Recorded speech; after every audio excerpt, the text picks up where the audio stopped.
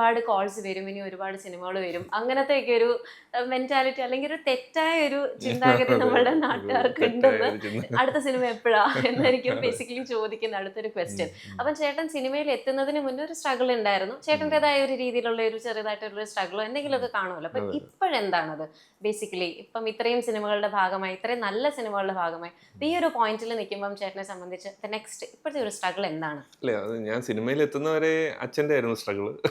സിനിമയിൽ എത്തിക്കഴിഞ്ഞാണ് ശരിക്കും okay okay. നമ്മുടെ സ്ട്രഗിൾ തുടങ്ങുന്നത്. ഇപ്പോഴാണ് ശരിക്കും എൻ്റെ സ്ട്രഗിൾ എന്ന് പറയുന്ന ഒരു സാധനം തുടങ്ങുന്നത്.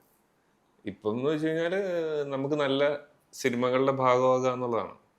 ജനറലി എല്ലാവരും പറയുന്ന പോലെ തന്നെ നല്ല ക്രൂവിൻ്റെ കൂടെ വർക്ക് ചെയ്യുക, നല്ല ആക്ടേഴ്സിൻ്റെ കൂടെ വർക്ക് ചെയ്യുക. നല്ല മീൻസ് എല്ലാവരും നല്ലതാണ്. ഞാൻ പറഞ്ഞ കുറച്ച് ശ്രദ്ധ കിട്ടുന്ന സിനിമകളുണ്ടല്ലോ പറഞ്ഞ പോലെ. അപ്പോൾ അത് കിട്ടിക്കഴിയുമ്പോഴത്തേക്കും മറ്റു പല കാര്യങ്ങളും കുറച്ചുകൂടെ സെറ്റ് ആവും. എളുപ്പമാവും. ഇപ്പം അച്ഛന്റെ സ്ട്രഗിൾ പറഞ്ഞല്ലോ, അത് എന്തായിരുന്നു ചേട്ടന്റെ സിനിമ അല്ല, ഒന്നുമില്ല. ജീവിതം? ഞാനിപ്പോ ഡിഗ്രി കഴിഞ്ഞു, PG കഴിഞ്ഞു, BEd ഒക്കെ കഴിഞ്ഞിട്ടാണ് ഫിലിം ഇൻസ്റ്റിറ്റ്യൂട്ടിൽ പോണത്.